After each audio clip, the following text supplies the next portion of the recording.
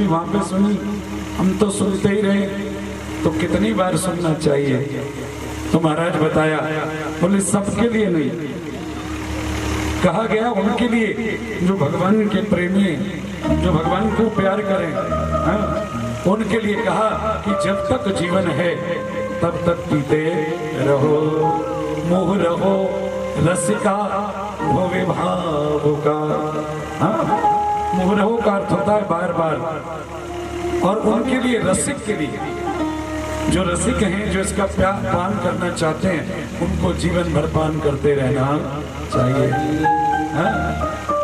अगर पान करते रहेंगे तो हमारे जीवन का जो मूल्य है वो सार्थक हो जाएगा, नहीं तो डूब जाएंगे। पकड़ लो हाथ बनवारे, नहीं तो डूब जाएंगे। कमाल हो गया आप लोगों के लिए। मैं अकेला और तुम इतने सारे, फिर भी आवाज मेरी तेज है आपसे, हैं? तुम इतने सारे हो, मैं अकेला हूं, फिर भी मेरी आवाज आपसे तेज है। क्या कह रही हो? माइक लगा है? हाँ, ये किसी को खाते कमाते नहीं देख सकते, करे माइक लगा रखा है, तो अगली बार माइक तुमको भी मिलेगा। प्रेम से कहिएगा जरा। आपके दोनों सेवा करते हो। जय हो।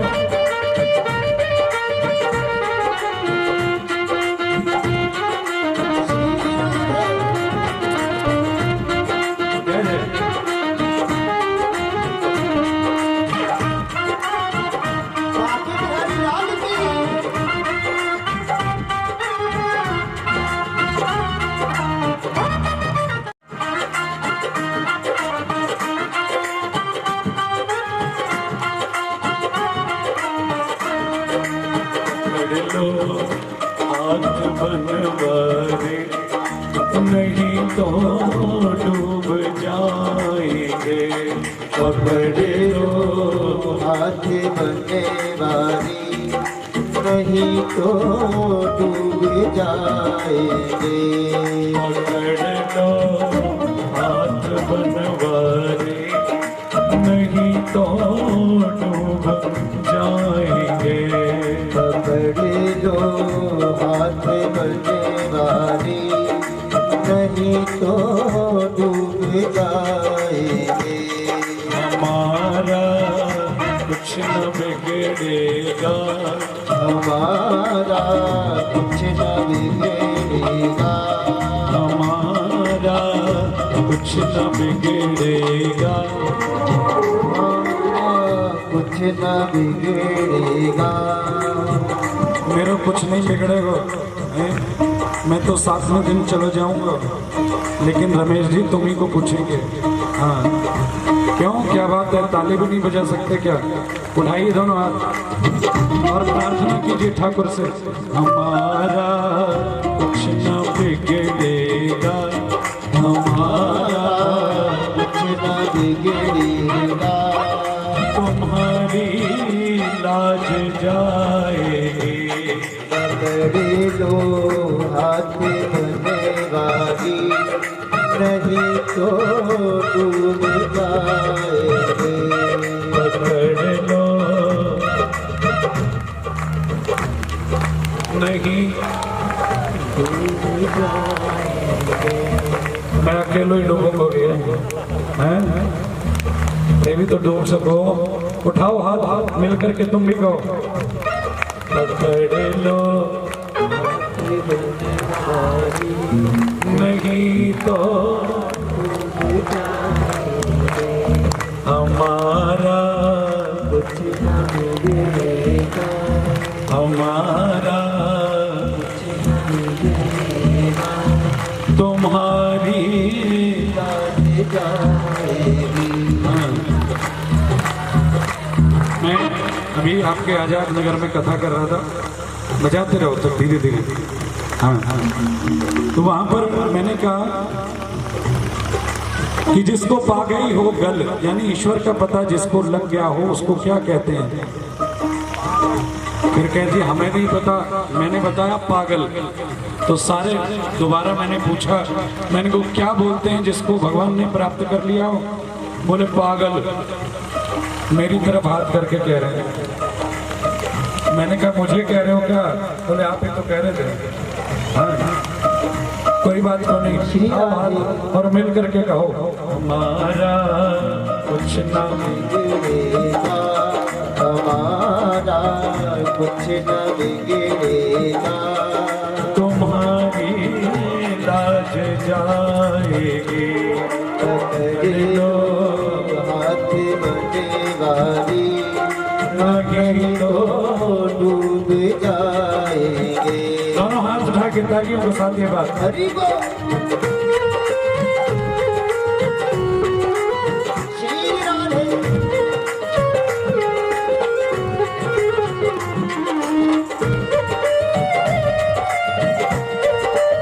जय जय।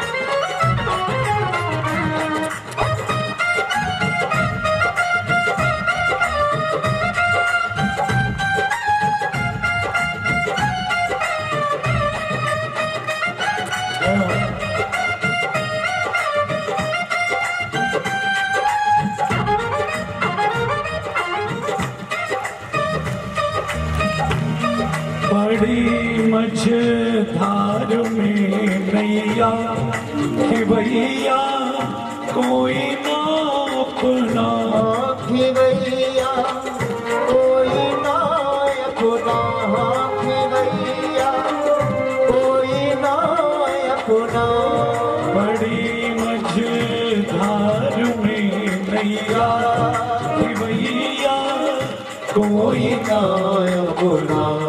तो फिर मजार में ये नाम पड़ी है तो क्या कहना कि भैया, जय हो। कि भैया आप बन जाओ, कि भैया आप बने जाओ, तो बेड़ा पार हो जाए। पकड़ लो हाथ बनेवारी, जय जय। नहीं तो डूब जाएंगे। हमारा कुछ न बिगड़ेगा, हमारा कुछ न बिगड़ेगा, तुम्हारी लाज जाएगी। पकड़ लो हाथ बनेवारी, नहीं तो डूब जाएंगे। हरि बोल। प्रेम से मीठी मीठी तालियों की सेवा करते रहिए और प्रेम से। हरि बोल।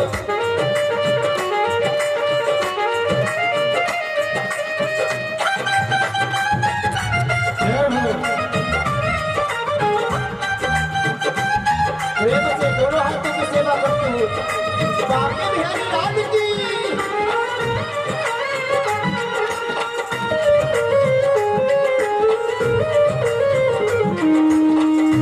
जय हो।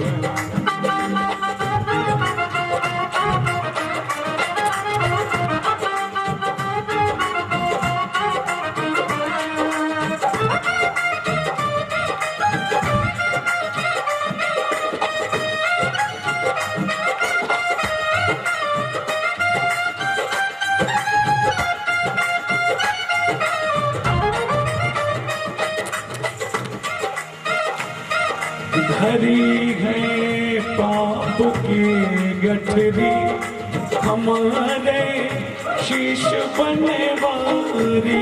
हमारे शीश बनेवारी, हमारे शीश बनेवारी, धरी है पाप की गठरी, हमारे शीश बनेवारी।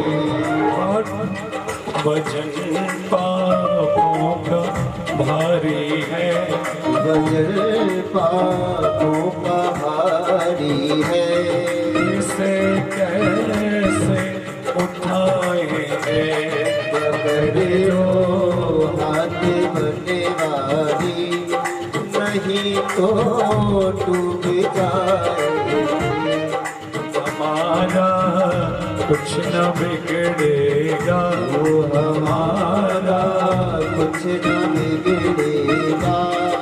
तुम्हारी लाज जाएगी। पकड़ लो हाथ बनवारी, नहीं तो डूब जाएंगे।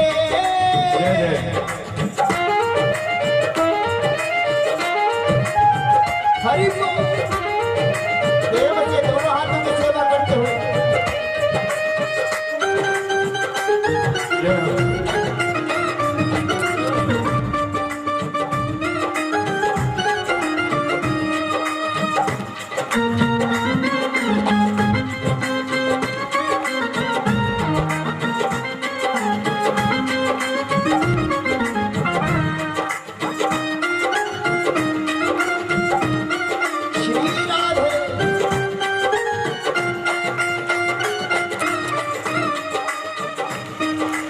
तुम्हारे ही भरोसे पर जमाना छोड़ बैठे हम। जमाना छोड़ बैठे हम, जमाना छोड़ बैठे हम। तुम्हारे ही भरोसे पर जमाना छोड़ बैठे हम। तो फिर जमाने की तरफ देखो, जमाने की तरफ देखो। तुम्हें कैसे भुलाएंगे। पकड़ लो हाथ बनवारी, नहीं तो डूब जाएंगे। हमारा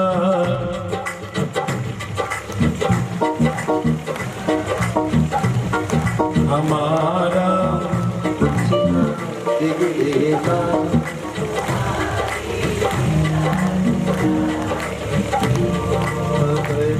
मुझे कहना पड़ेगा अब कि धीरे धीरे बोल, कोई सुनना नहीं, है ना।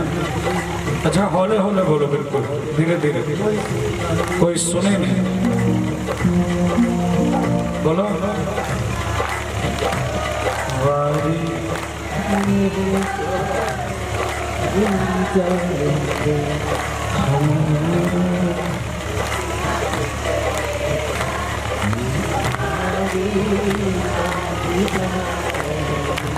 अब जोर से बोलो तो।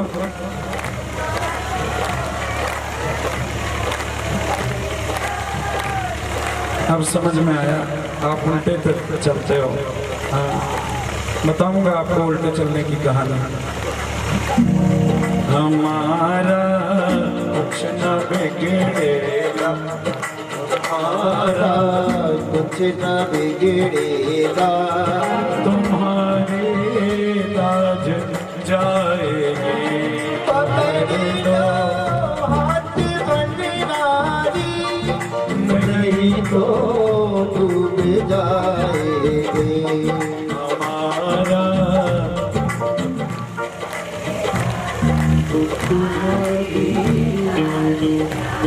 सही कह रहे हो।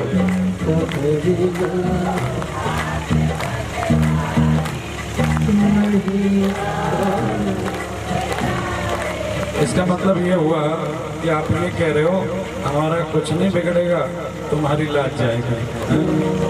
इसलिए तो तुमको साथ ले रहा हूं, मिलकर के गाओ। पकड़ लो हाथ बनवारी, नहीं तो डूब जाएंगे। पकड़ लो हाथ बनवारी, नहीं तो डूब जाएंगे।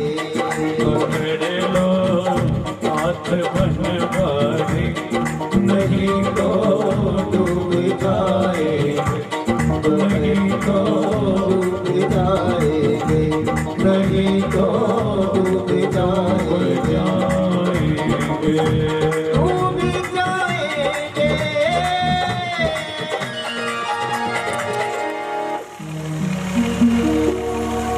बोले वृंदावन बिहारी लाल लाल की जय। जय जय। श्री राधे।